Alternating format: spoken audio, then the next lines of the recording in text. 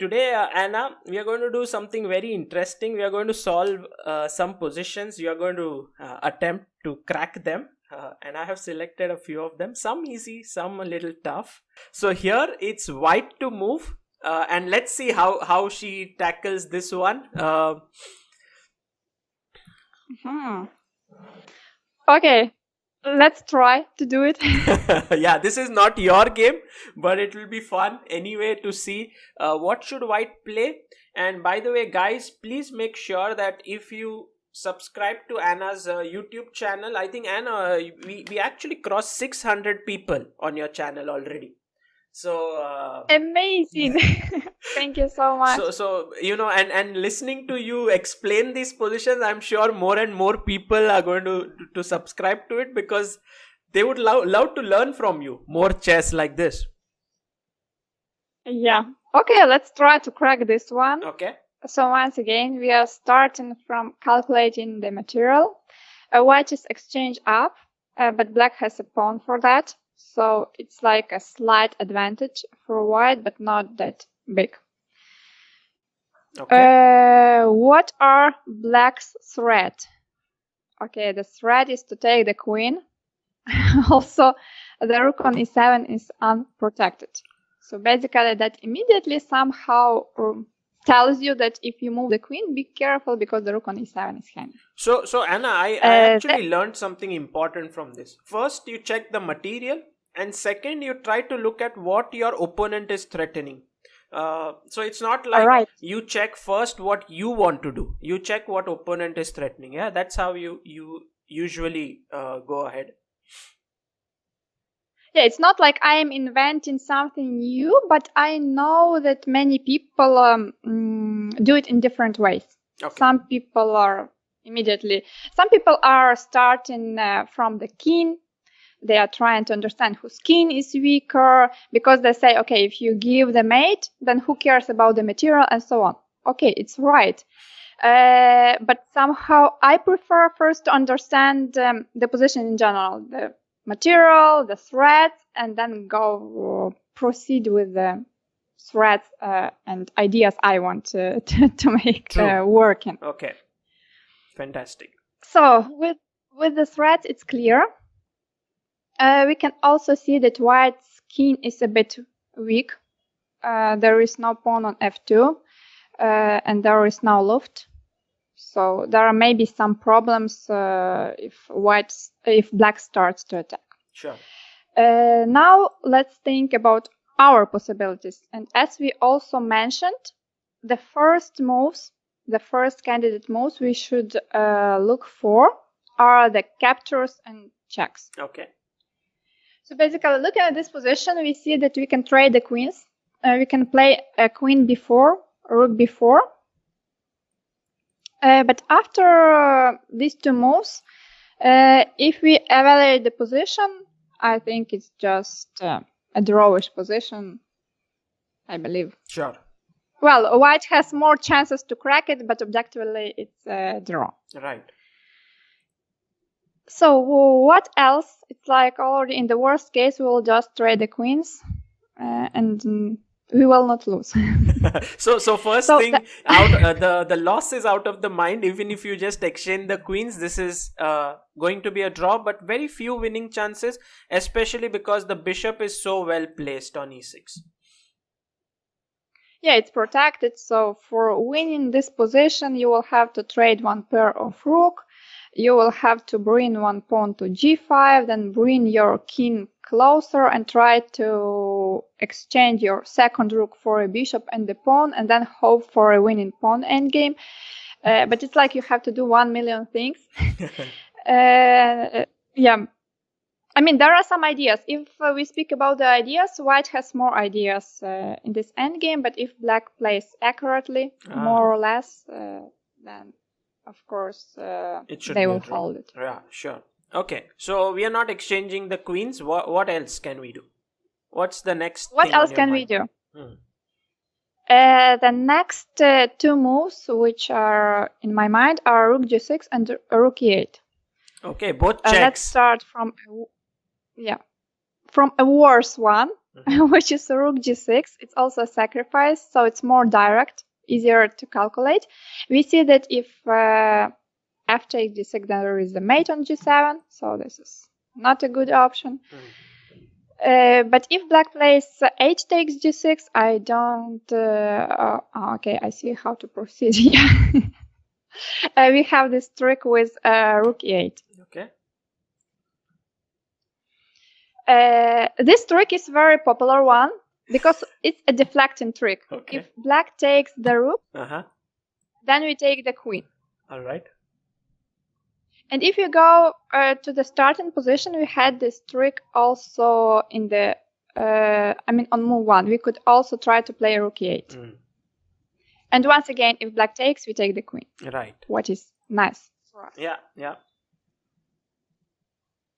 Yeah, but let me just think about this position, because after rook e8, there is also the move king g7. Okay.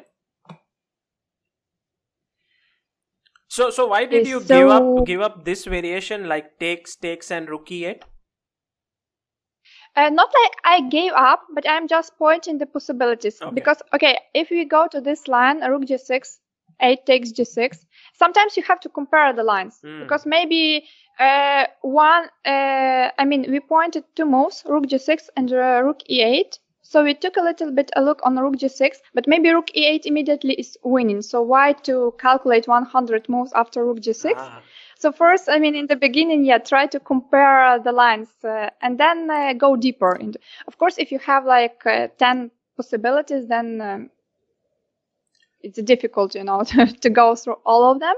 But normally in the position, you have 2 or 3 reasonable options. So it doesn't take too much time to jump from one to another and to compare. Very nice. Actually, this is a very practical way of doing it, and not many books or material can explain this. What Anna is doing is, she goes through one candidate move, she sees, okay, this is possible, but there are maybe some issues here, like after takes, maybe it's could be a fortress, could not be. So she goes back and then checks rook e8. So that move is on the back of her mind, but she also starts looking at another move. Okay, great. So maybe we can actually finish with rook g6, because you pointed and I forgot to mention some lines. After rook g6, basically, we already said that f takes g6 is not good. Yeah. And after h takes g6, we play rook e8, which basically forces black to give the queen, because after king h7, we have queen h8 mate. Yeah, absolutely. So black has to take the rook or to play queen f8. It's more or less the same. Okay, taking the rook is easier. Queen f8. Rook e8, queen b4. This position, now white has a material advantage. So basically this sacrifice is already better than trading the queens on move 1. Okay. Yeah. But I am not sure this is winning for white. Maybe it is, but there are some fortress ideas for black, as you mentioned. Right. And one more thing, there is only one more move we didn't cover. If after rook takes g6, black goes king f8. Oh, you're not missing any options. Nice. Yeah, I think it's important. King f8, it's usually it's not the move you should consider because it's very dangerous. White has just taken the pawn, while black just moved the queens toward the center of the board, so it shouldn't be good. While in this particular position, it may be not such a bad option. Maybe it is, but maybe it's not, because I don't see a forced win for white. And why I decided to calculate king f8, the reason is that now all white's major pieces are under attack. The queen on d4 is under attack, the rook on e7 is under attack, and the rook on g6 is also under a double attack. Yeah, absolutely. So, for example, if you play queen b4 now, black will take on b4. And there is no way to save both of the rooks. So we can take on e6, of course, with I believe with the g6 rook, yes, better. So f takes g6. And okay, we didn't save the rook, but of course we take one pawn.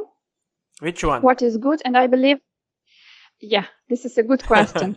I would say taking on h7 makes much more sense, because after taking on e6, it's just a theoretical draw.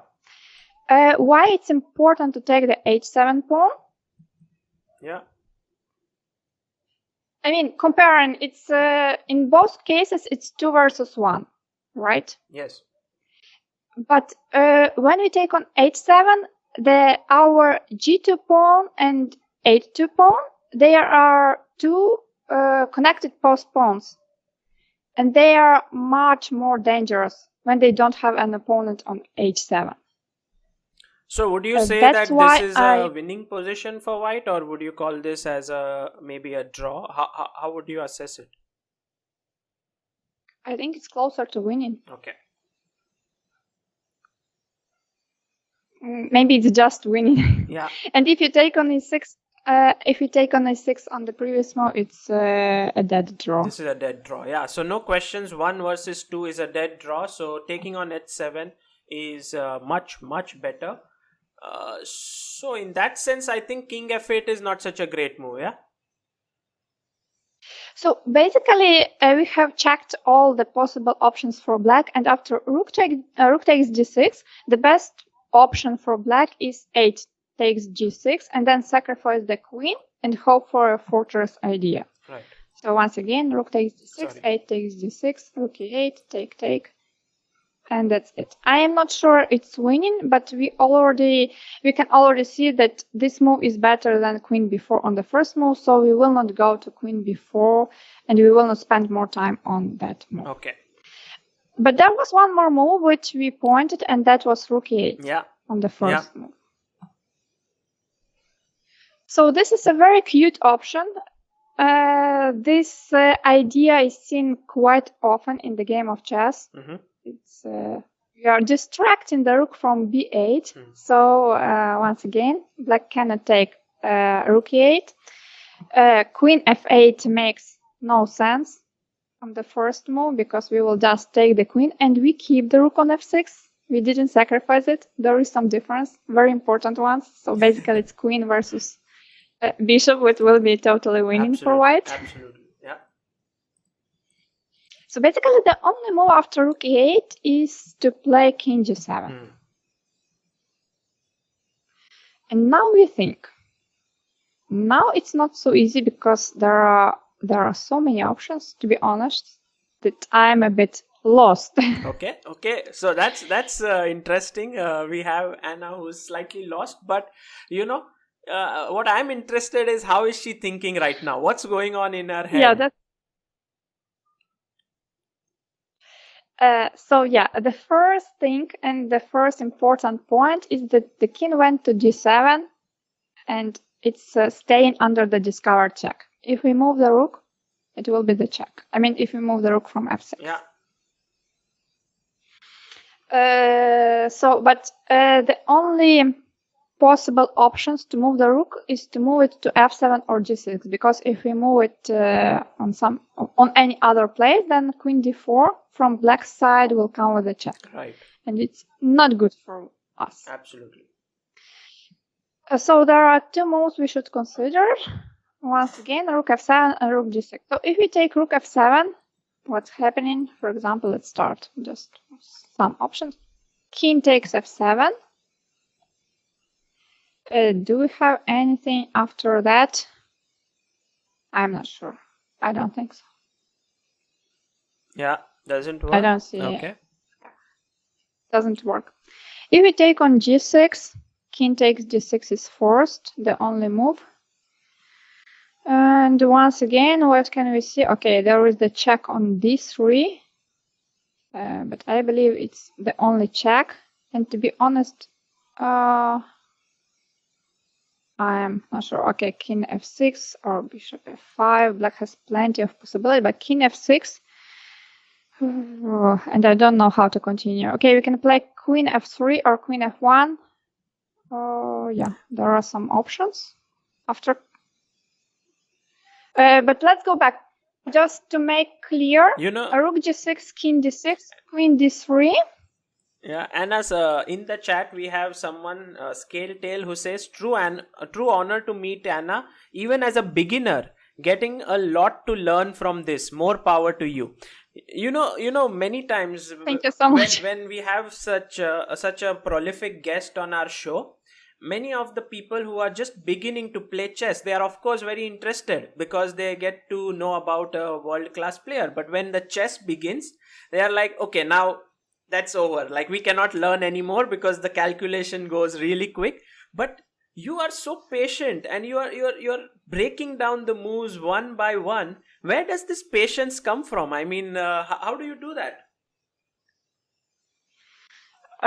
From experience and long time trainings, I guess. I am in chess already for 27 years or even 28, depends how to calculate. So yeah, I am training my calculating skills actually almost every day, because that's what you should definitely pay attention to on any level, from the beginning till the top players. Magnus Carlsen, he's also working on his calculation skills for sure. Do you also teach people? Really very I don't. I have really many requests from people if I would like to coach and so on. But at the moment, I'm not actually accepting them. I'm only accepting some offers if it's like a lecture or master class or some one lesson. But to do it on the regular basis, I simply don't have time because I'm a professional chess player, and that takes everything. I think after this session, the requests are only going to grow. The way you are showing such interesting variations and everything. Okay, so let's continue. Yeah, so it's like, again, 1, 2, 3 lessons, it's okay. But if people want to work constantly, like to get a coach for, let's say, some longer period, then I am sorry, but I can't do that. Well, Anna has to become the world champion. So guys, let's first focus on that, and she can train for the rest of her life. Okay, so we were looking at rook into g6 here, and then after king g6, couldn't find much. It's very interesting. I mean, after queen d3, there are plenty of possibilities, and there is this idea, I mean, in the air with queen g3 check, attacking the king and the rook on b8 at the same time, and protecting the e1 square, because as we pointed, queen e1 could be a checkmate one day. Not now, but one day.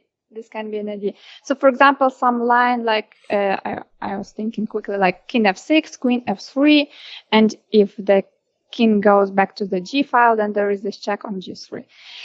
But let's go back a little bit before rook g6, because I saw one more possibility, and maybe it's a better one. Okay. So, as I pointed in the very beginning, the king on g7 is staying under the discover check. The only problem why we can't, why it's not so effective at the moment, why we can't move the rook, is because the queen on d4 is under the attack. So the idea that came to my mind is to move the queen on this diagonal, and moving it to e5 looks like the most appealing option to me, because at the same time we are attacking the rook on b8. Amazing. So now Amazing. we have you cracked. Now we have 100 threads. It's like rook b8, rook f e6, rook f4, rook f somewhere. And to be honest, I don't know how black can face it all. And one more important point: the queen on e5 is controlling the e1 square. So once again, queen e1 is not possible. And also, if you give a check, then there is a counter check winning the queen. Discard. Also very important, after queen b6, It's also a check. Rook f2. So check and attacking the rook. And if black takes the rook on e8, yeah. Then we play rook f4. And you win the queen. And yeah, after f6, we can take on f6 and win the queen. Brilliant. So this was very nice. So impressive. You actually cracked it, and the way you cracked it is so amazing, because you are looking at lines. You are looking at rook g6, and then suddenly you're like, oh, but queen e5 looks much better, attacking the b8 rook, also keeping the discovered check, and you found the answer. Yeah, one more thing, because sometimes you point the possibilities, like I pointed in the very beginning, rook f7 and rook g6, but then somehow you're combining the ideas, and then you find new ideas in the board. Yeah. So sometimes you don't see it immediately, but they come through the logical process of thinking. So this might also happen. Brilliant. I'm so impressed. I think, Anna, I'm going to give you one more position to understand your thinking here, and I'm enjoying. I'm learning so much here that if you are okay, one more. Yeah, sure. Okay. This was really nice. By the way, there's one question that was asked by Ankit Rawat, who says, can you ask her to talk about her brilliancy against Mary Sibak in FIDE Women's Grand Prix 2020 round 3? Oh, we have a very well-read audience who knows about your brilliancies, yeah? I am really amazed and pleased, and that proves once again that chess in India is so popular. People are following chess events, chess games. That's really awesome, brilliant. Thank you for the question. I had a really nice game versus Maurice Sebag. I'm not sure, but maybe you even covered it in some of the videos. Yes, I think so. Or you didn't? I think I covered your game from Gibraltar, where you beat Ori Kobo, I think, if that's the name, and you got the brilliancy prize, but maybe not the Marie Sebag one. I don't remember. Actually, these are two great games I played this year, with many nice combinations and great attack. So please go and check Sagars, because I also remember it's for sure you covered my game versus Kobo Ori. Yes. It's a very good one.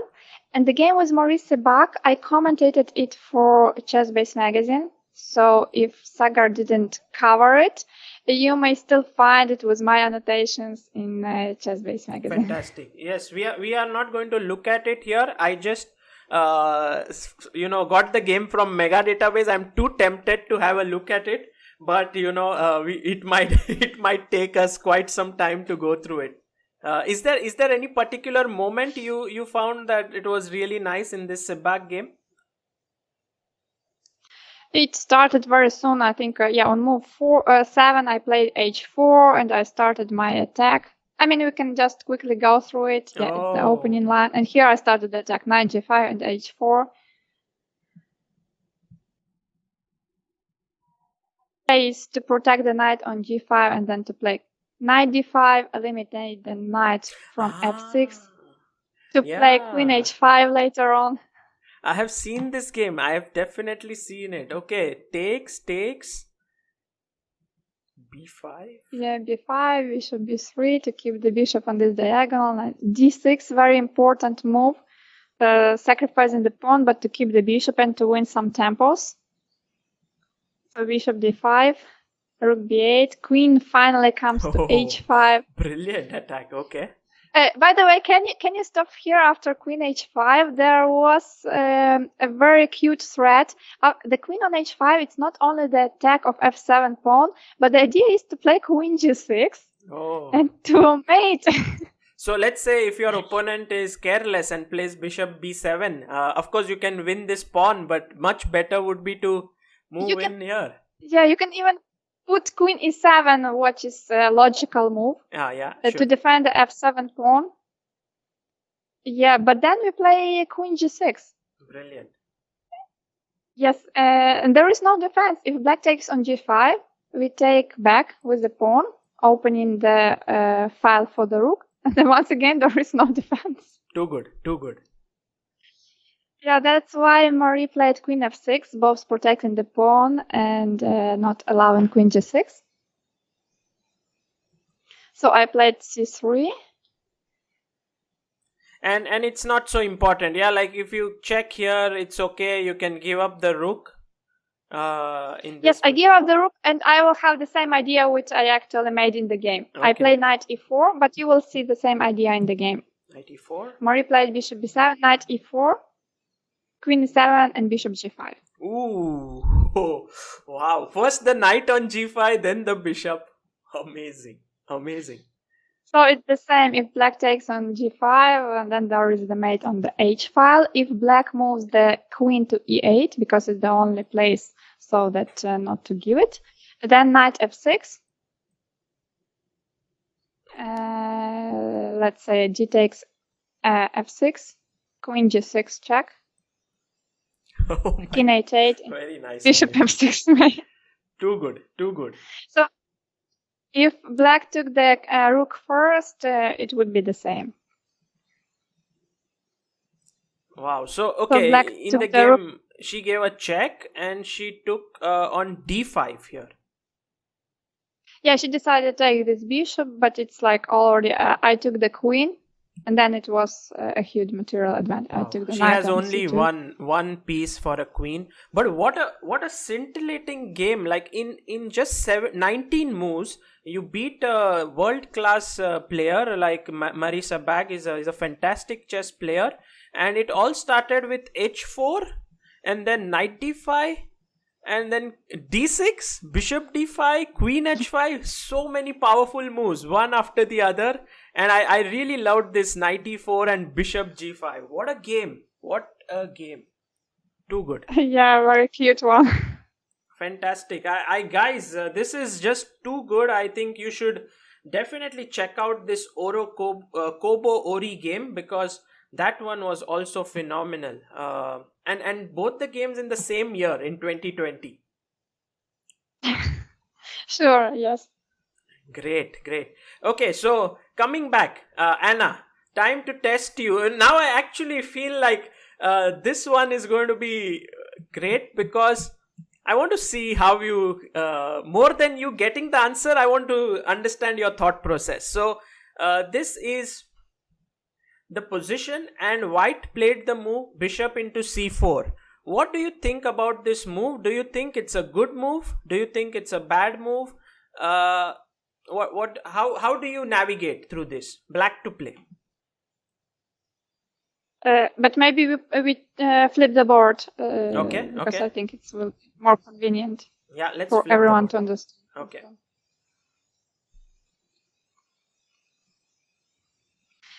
So let's speak about bishop takes c4. Okay. I already have many ideas in my mind, so let's make it one by one. I like how she starts. It's like I have given her the position, and she has to solve it, but she speaks as if it's, she knows the answer and she's going to explain it. It's amazing. Okay, so black to play. No. I mean, right at the moment, I'm not sure I know the answer, Yeah, no, so I just have many ideas.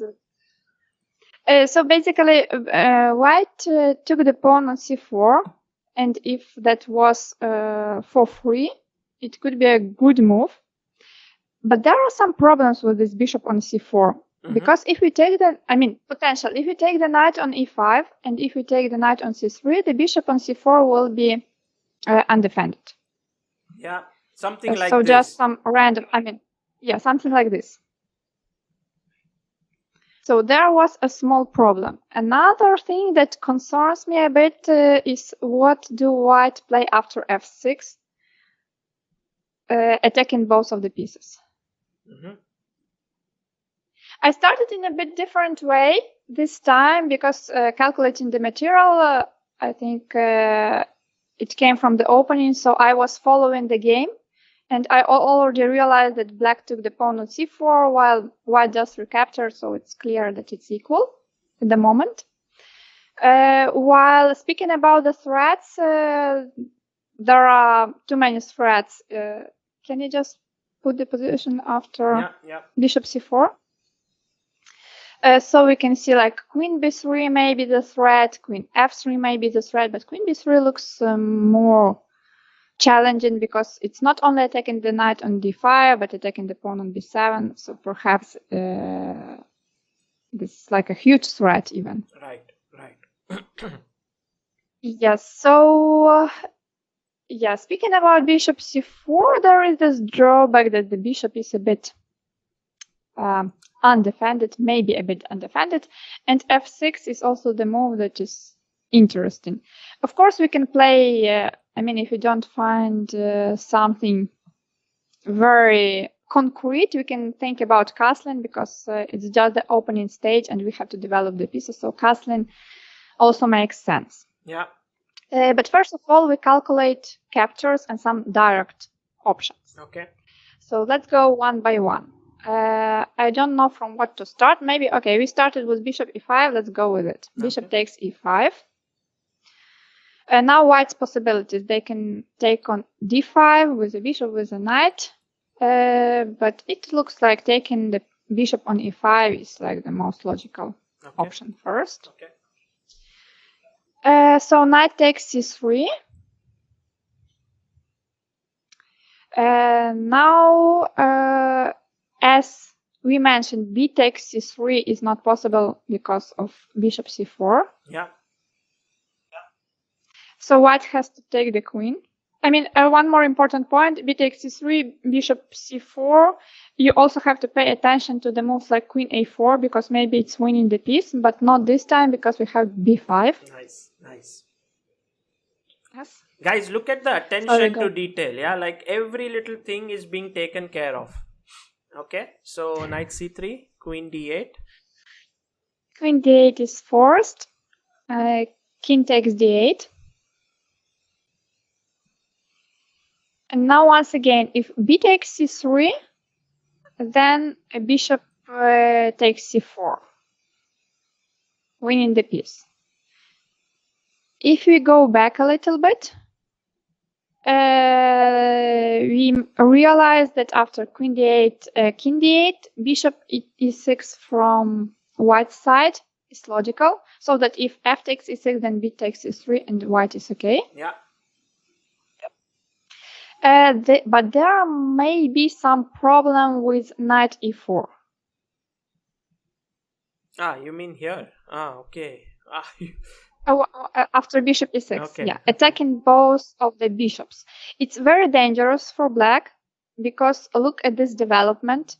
The knight is still on b8, the rooks are on a8 and a8, and the king is, though it's an endgame, but to have the king on d8 when there are still too many pieces on the board may be dangerous. You may still get under the attack. So don't think that if it's an endgame, it's already like you can move the king towards the center. If there are rooks on the board and if there are minor pieces still on the board, you can't, go with the king to the center because you may be still mated despite it being already an endgame.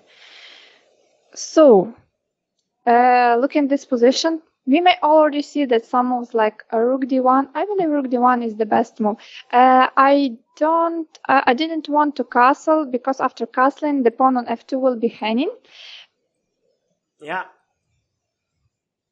Of course, it's an option, but I prefer rook d1 because I already saw some ideas for white, like playing.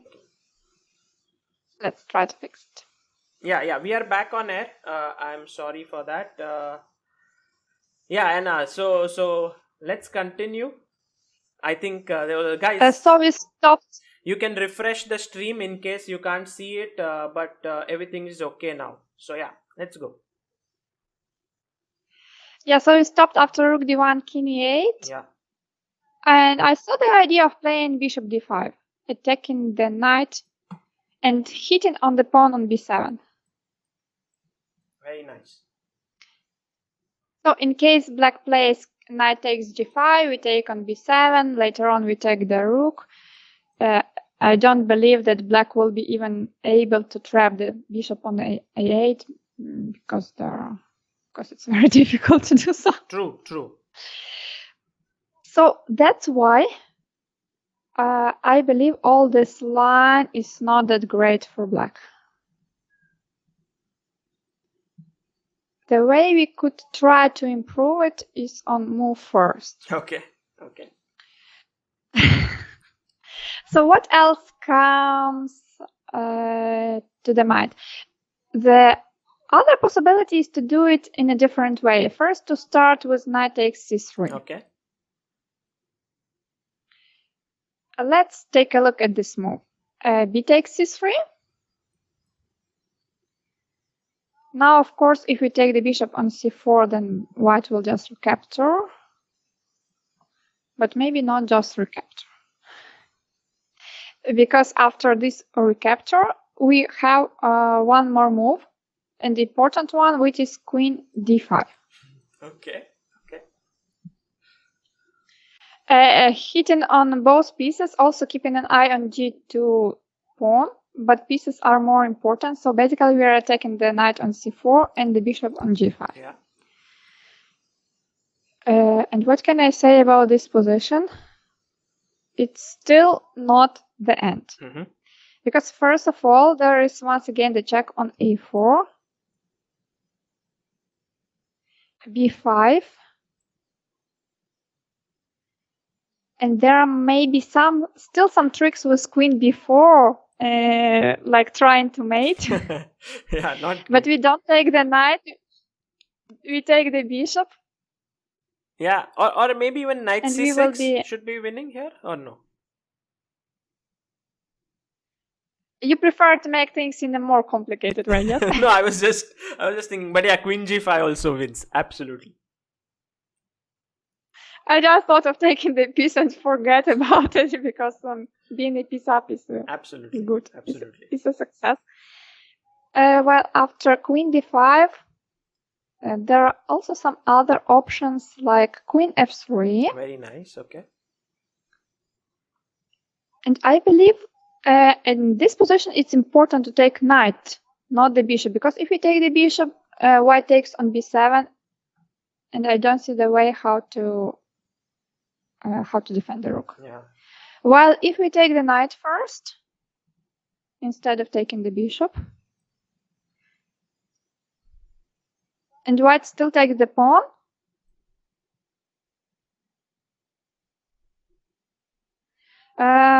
then we don't have queen c6.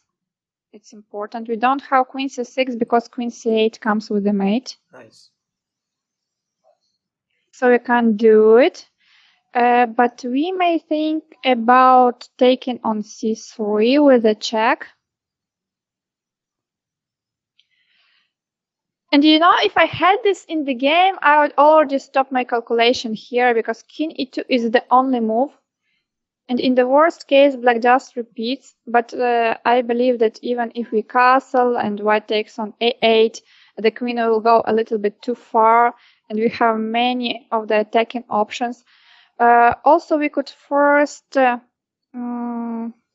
example, here we can think about playing knight c6, queen b7, rook b8, then the rook is coming to b2.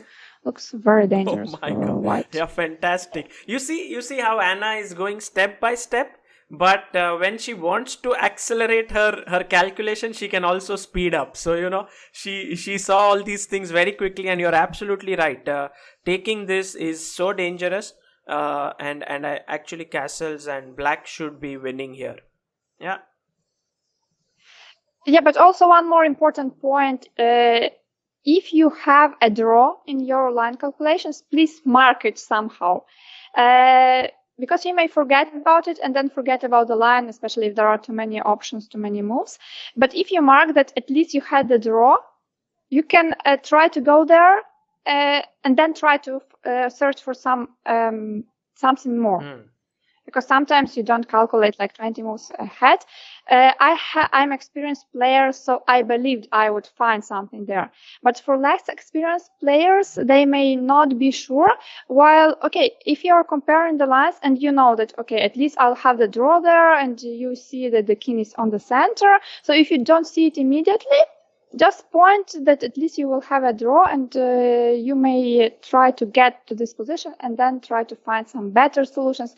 For example, after king e2, there is a solution like queen c2 is also a possible move, because if the king goes to f3, then queen c6 comes with a check. And if the queen goes to e1 or f1, it's already at the back rank, and there are maybe some mating ideas too. Right. So, right. Absolutely. So here. So let's go back. Black is doing really well. So instead of queen f3, is there anything else? Is there anything else? Good question and good answer. And maybe that there is also queen b3. Okay. What about that move? I think it's this move deserves serious attention, because after queen f3, I mean, this is the way you are comparing the lines. After queen f3, we said that we don't want to take the bishop on g5 because queen b7, and there is no way to defend the rook. Yeah. And now we don't have the queen on c3, which is attacking, so we don't have the proceeding options. So we see that after queen b3, the knight on c4 is unprotected. Is protected, comparing to the queen f3, where it was unprotected and black could take it, and it was good for black. So basically, after queen b3, if we take the bishop, queen b7, and we don't like it for black. Okay. But what we may think about are the other two options. First one is, of course, taking the pawn on g2. If we take this pawn, we are also attacking the rook. So white will have to play perhaps long castle. Castle and roll on. And I don't know about the relation of this position, but it looks very unclear to my eye. Black did win a pawn, but the queen on g2 it's not on some danger, but it will be under some attack in the next moves. The king on e8 is still on the center, and if we castle, then the pawn on e7 is hanging. White will take it. Yeah. So yes, black did win the pawn, but it's very unclear. Knight c6, not clear, because then queen takes b7 perhaps. It's not bad for black, but it's not that something is completely clear. While one more move that came to my mind is playing b5 in this position. Okay. We get rid of this kind of weakness. Okay, it was a weakness, but the pawn on b7 was under the attack. So I thought, why not to attack the knight on c4 while we still keep on attacking the bishop on g5. Okay. And what can white do now? If they move the knight to d2 or a5, we take the bishop. We can, yeah, this is not good.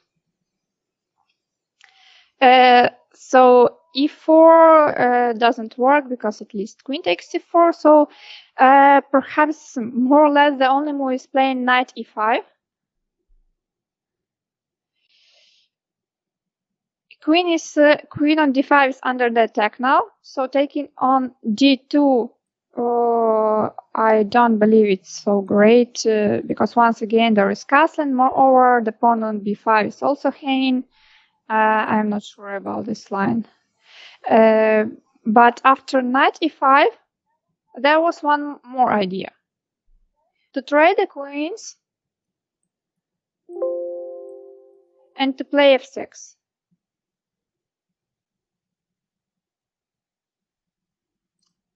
And after all these trades, captures, and lines and so on, I think white is lost. Because I don't see... Yeah, a piece is gone. Yeah, piece is Yeah. gone. So any other options? Let's go to the very beginning. Started from knight c3 to check all the options. So knight c3. So knight c3. During the stream, this procedure seems long and takes a lot of time with explanations. But actually, when you're calculating during the game, it's much quicker. And especially if you get used to it and you are training, you're getting better. And it's not like you spend half an hour for each decision. True. So let's go once again. Knight c3. I believe b takes c3 is the only move because the queen on d1 is under the attack. Bishop takes c4. Again, a forced move. So queen a4 is not possible because of b5. Otherwise, if white doesn't take the bishop, black is a piece up. So knight c4 is also forced, I believe. Queen d5. And are we missing anything? You saw two moves here, queen f3 and queen b3. And queen g4 is the last important one, I believe. Absolutely. She doesn't miss anything. Yeah, like fantastic. I was thinking, okay, Anna is going to miss queen g4 and I'm going to say, oh, you didn't see queen g4, but there you saw it. But in the beginning, we also mentioned, instead of knight c3, the move of f6. So, here after queen g4, I see that we can take the knight because of the checkmate. We have some possibility of f5, and I believe it's a good one. But just to compare things, because maybe the first move, f6, is simply winning, attacking both of the pieces, so why to calculate 100 lines? Something similar as what we did with the previous task. So what about f6? Let's take a look. If white doesn't do something very, very quickly, then it will be game over. But to my eye, it doesn't look so clear.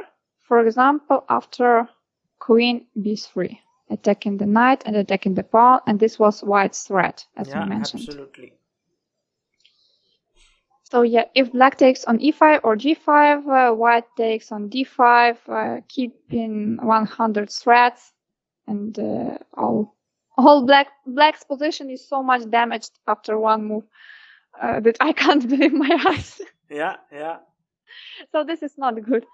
If after queen b3 we play knight c3, attacking the knight, so that we want to take the bishop after that on c4, but then bishop takes e6, attacking the knight, attacking the b7 pawn. One more cute idea is bishop d7, knight d7, queen f7 mate. For example, after knight e4. Wow. Brilliant. Anna, I just received a super chat from Avik Mukherjee who says, Anna is such a wonderful teacher. Glad she's here. In fact, the chat is all about saying, if Anna streams, I'm going to attend her streams. The way she's teaching, I'm learning so much. It's right there. Everyone's saying so. Glad about it. Yeah, thank you so much. Thanks. It's really, really nice and important. Yeah.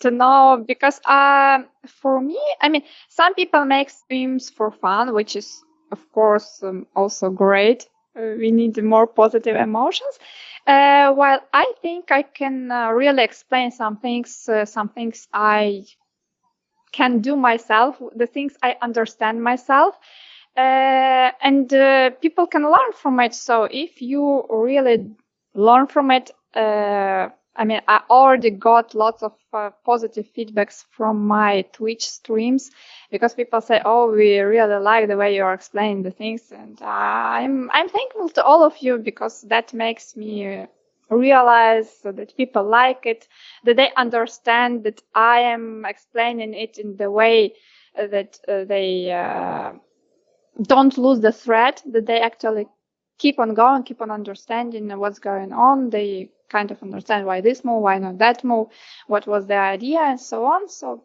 Yeah. makes Well, me Anna, happy. you started today's stream with 27 subscribers on YouTube.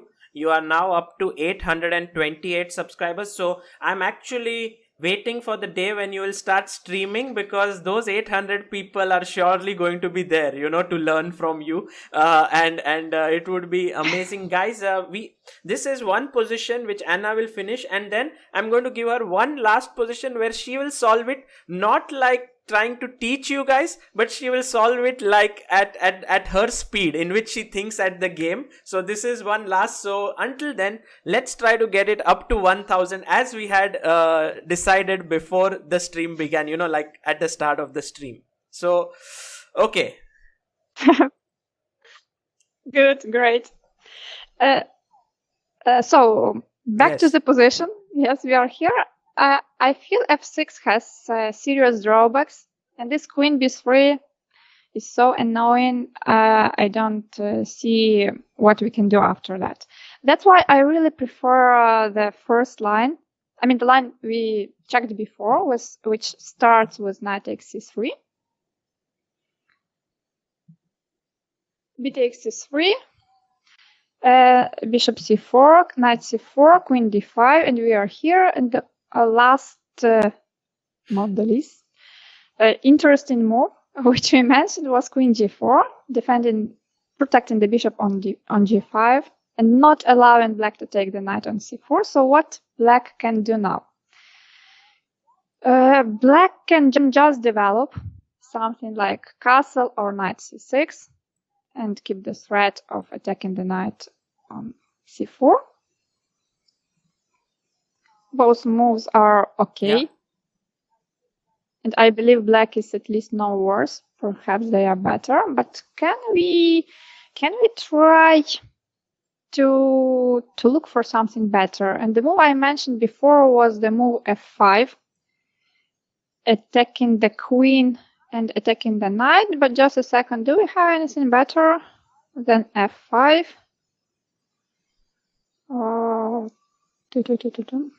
I don't see at the moment. Maybe I will see later. Maybe not. So let's try to check f5 because it's forced. It's forcing white to do something quickly. And after f5, so what can white do? If they play queen f3, it will be even a worse way for white, because after queen b7 we can now play queen c6, and queen c8 will not be the mate because now we have king f7. Right. This was so queen f3 doesn't square work. Created because of f5. Okay. But after f5, white can go queen e2, protecting the knight. And now we take on g2, attacking the rook and the bishop. Brilliant. What can white do now? Castling. But castling, we take the bishop. There may be some tricks with knight d6 and queen b5, but I don't believe it. I don't believe in it. Yeah, it's a bit too much. Just we will take the knight after queen b5. We will play knight d7, and that's it. So the queen on g5, can it be trapped? No, it can't be trapped. We will go to f6. We are safe. We are pieces up. Okay. We are happy. No.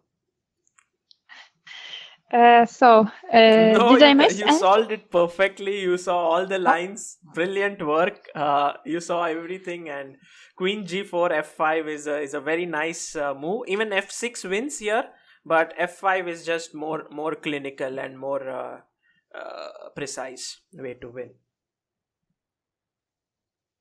Good. So Anna, if you have the energy for last one for the day, I will keep it very, very simple, not a tough one, but you can calculate in the way in which you would calculate in your normal game. Okay, not for the viewers here, but for the way, let's say this is your game, and I want to see, we would like to see that. So this is actually a tough one, but also it's a game from one of the greatest women players of all time. I mean, the best, Judith Polgar. It's black to move here, and here Judith came up with a brilliant idea. I don't know if you have seen this game already. Yeah, this is a tough one, but okay. Let's just. Sorry for putting you in a spot, Anna. This is, but I. So now it's a real challenge, yes. Yeah, now it's some kind of a real challenge, and this one is black to move here, and Judith. Actually, it's not a winning move or anything, but there's one line which gives black a great position, like a small edge from here, while all other moves give white a small edge. So you have to find the move which...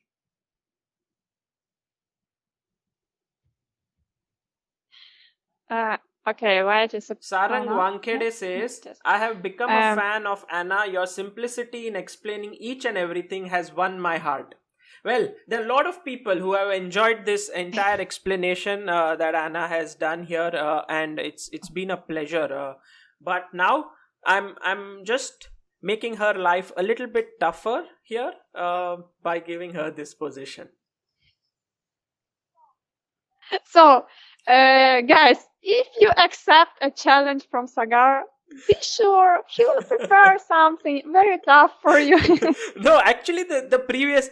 He will make you suffer a little bit, but it will be a lot of fun. The previous positions were also not easy, but the way you broke them down was so cool. I mean, it was... I guess they were not as simple as they looked, like how Anna broke it down. She was very meticulous. But now it comes a time where it's going to be where she's not going to explain everything step by step. She's just going to tell me what's happening and what she thinks. Yeah, like a top GM. Like as if she's playing this in a tournament, and that's... So some pressure, but let's take it in a easy way. So what I see, what is a pawn up? It was not a blunder. I believe it was a sacrifice. Some moves earlier, black played g5, which is a typical idea. Okay, I'll just explain a little bit. Black gives this pawn to get this brilliant square for the knight on e5. Which compensation black has for the pawn? The compensation is that this queen on g2 is too far, and it's under the pin. The pawn on e4 is attacked by the bishop on b7, while the queen has to stay there to protect. But looking at this diagonal, I already worry about white's position a little bit, because the pawn on e4 is the only pawn, is the mere pawn that keeps white alive, because if there was no pawn, then there would be this pin, which would be killing. Yeah. This one, like this.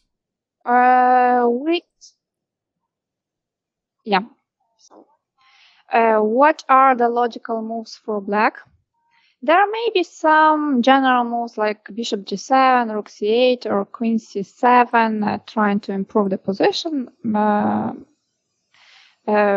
let's try to go for something more concrete. The typical black ideas in Sicilian, in general, are to break with d5 and to play the knight on c4. So the two moves which are actually the most interesting for me are these two, d5 or knight c4. D5 is a typical break, and knight c4 attacking the bishop on e3 and attacking the pawn on b2 is also a bit unpleasant. So okay, let's start with, let's start with knight c4. If knight c4, okay, if white has to go bishop c1, we stop the calculation here, because it immediately means that we have improved our position. We can play this move. If bishop c1 is the only move, then it's bad for white. Bishop d4 is more challenging, but after bishop d4 there is a small problem with e5. Once again attacking the bishop. So the only the only way for white is to play knight g3. But sometimes the only doesn't mean the bad one. So the line may continue with something like I don't know. If e takes d4, then bishop c4, obviously. I don't like it. If we protect the knight after knight g3, white will still take on c4 and go back on e3. So just rook c8, I think take, bishop e3, good for white. Yeah, there are some queen a8, but with e5 we weakened the squares. So even if we win the pawn on e4 after so much of fight, I still don't like it. So yeah, queen a8, maybe just one castle. Yeah, the king on e8 is in the center. I don't like it so much. So knight c4, bishop d4. Okay, rook g8. I don't like. Let's try to speak about d5, because usually if black manages to break with d5, it's super cool. And as I mentioned in the beginning, if we open this diagonal, it will be super unpleasant for white. So I mean, it's immediate. Like e takes d5, bishop d5 is almost a win for black. Yeah.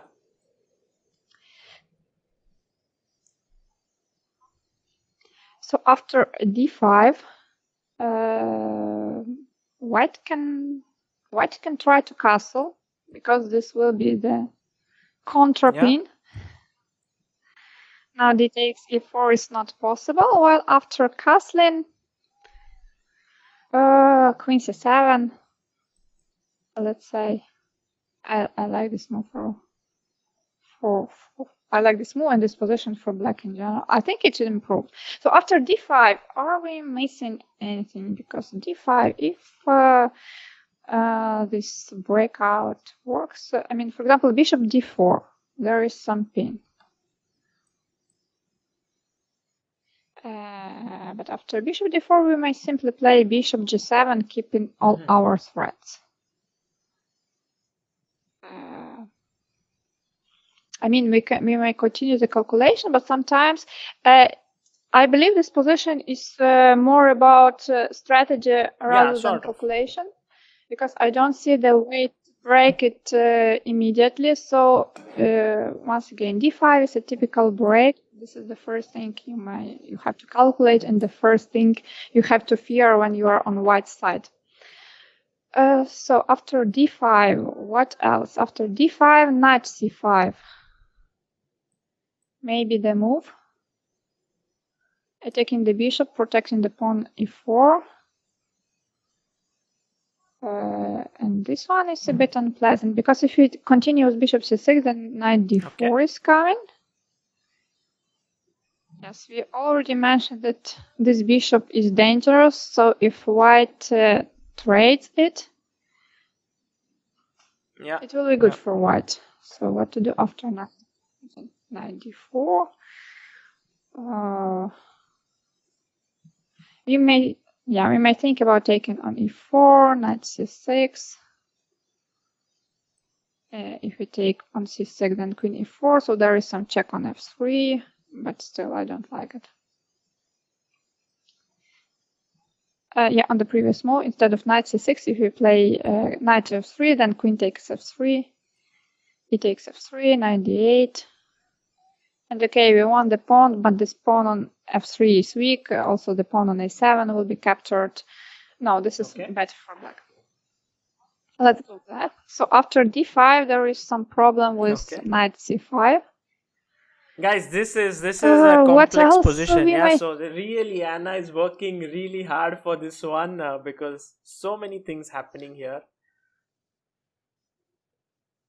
Indeed, it's really, and there are so many options, like we mentioned, d5, knight c4, rook c8, even a5, a4 is also very reasonable. I'm going to give you a small hint here, which is black played a double exclamation move here. How will it It help doesn't me? help. I know it doesn't help in any way, but still, I mean, just to tell you that the move was pretty spectacular. Pretty spectacular. Okay, I got it. So, okay, just a second.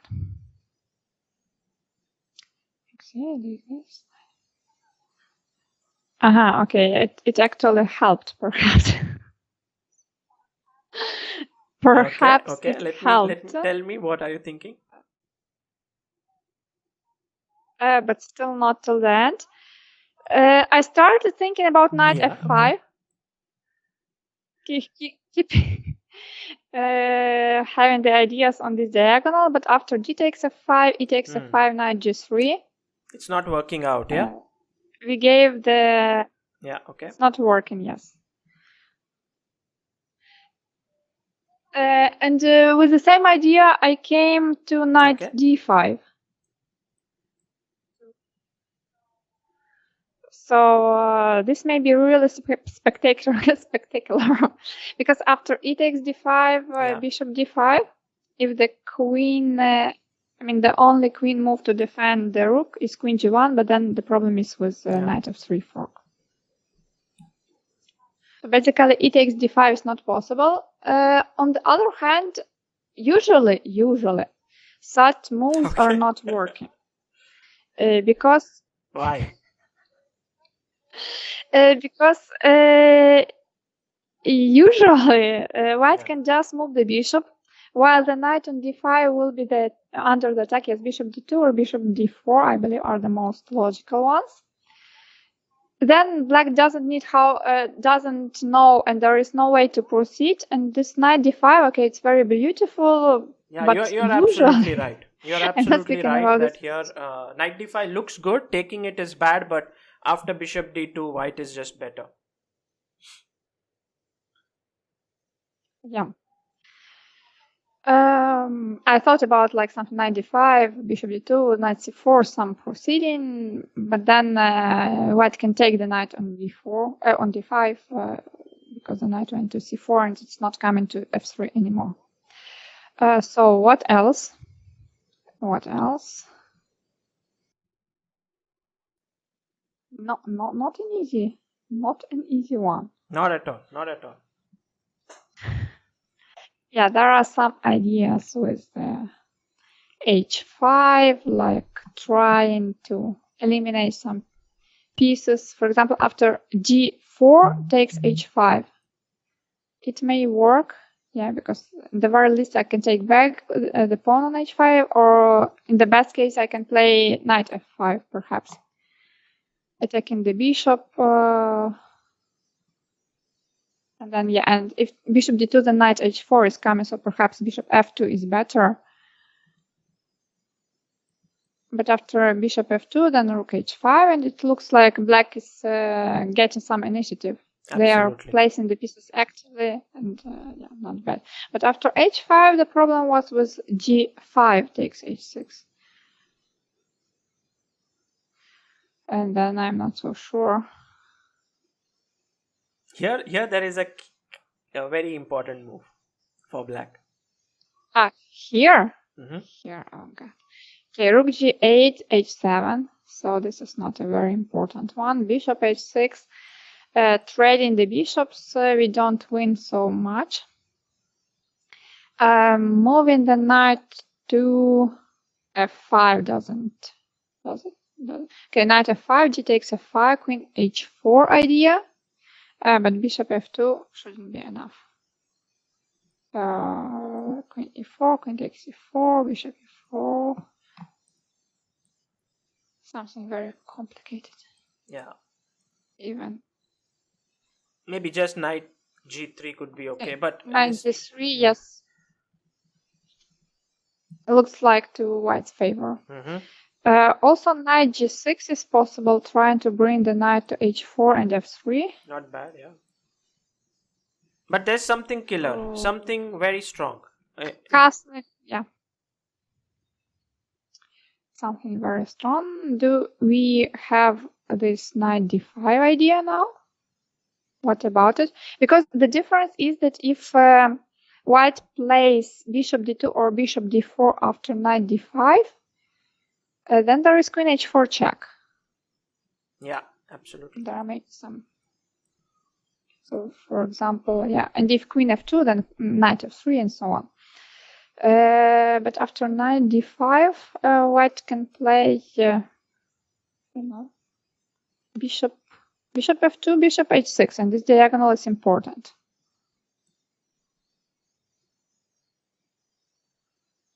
So at the moment, I like knight d5. Well, I think here, your idea is very nice, but after I think knight d5, just taking and queen g3 somehow leads to a fine position for white. In fact, white gets an advantage with something like bishop h1 and g5, and somehow I agree with you, it's not at all clear, but computer says it's better for white, so I see it, but I will not argue with computer, with Mr. Engine. Yes, he's better. So what else? Well, sometimes the idea may be to sacrifice rook h6 this because is this dark the concept which you saw at first, and now it's just about increasing the pressure there. Increasing the pressure with the concept. Well, you saw it the first thing. So just a second. Thinking about it. I thought about knight c4. I thought about d5 now. What else did I think about? Because there are many differences. Actually, for example, if we speak about knight c4 now and we do the same move bishop d4, then we have a new idea of rook takes h6. Yeah. And there are actually many differences. Yeah, I don't believe it's like the line, because still, for example, knight g3 and white is okay. Just when you are calculating, I don't mention like totally everything. What's going on in my head, I try to concentrate on the most important things, but here on this position there are many little nuances, and it's not so clear. So we spoke about knight f5. Yeah. We spoke about knight d5. Some crazy position. Indeed, knight g6 with knight h4 idea, knight c4. This. So basically, what for did we need this given this pawn?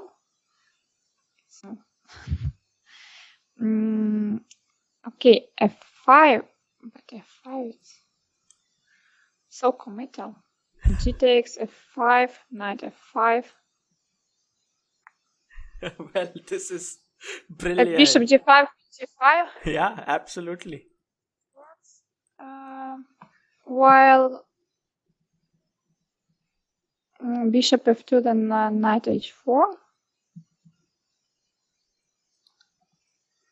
Yeah, f5 is the right move, and it hits the soft spot here, and somehow, as Anna rightly pointed out, it's super complicated, but it's the right idea, and black gets an advantage. In fact, in the game, Judith did play h5, which was a brilliant move, and I think the point is she did play h5. Wow. And she went on to. Oh my God. She won the game, but Anna, you actually cracked it. What yeah? a huge position. You cracked it, but it was, and I have to tell you that the way you thought about all the lines, it doesn't matter, because that you took so much time for this, because you looked at knight c4 here, you looked at knight d5, you looked at d5, you looked at so many good moves, and actually they were all in the top choices of the engine. And then finally you hit upon h5, because the main idea is to clear the f5 square for the knight with either the pawn or this way. Yeah, also that f5, if you start with f5, then the pawn on g5 is taking this pawn. So we couldn't start with f5. We needed to distract the g5 pawn from there, but it's so untypical. Yeah. Well, Anna, and one more reason why I was not revealing the answer is because we needed to reach 1,000 subscribers on your channel, and good news is we did reach it. The moment you found the right answer, we did reach it. Thank you so much. And that's why I was speaking so long. Yeah, now you understand. Yeah. but Anna, it has been an absolute pleasure having you. I had thought the stream would be roughly around an hour or 1.5 hours, but we have been going on since last 2 hours and 17 minutes, and it has been a great pleasure, not just for me, also the viewers learnt a lot. Couldn't be more grateful. Thank you so much. All the best to all our viewers. Play chess, have fun, enjoy streams, and see you next time. Bye bye. Bye, Anna. Take care.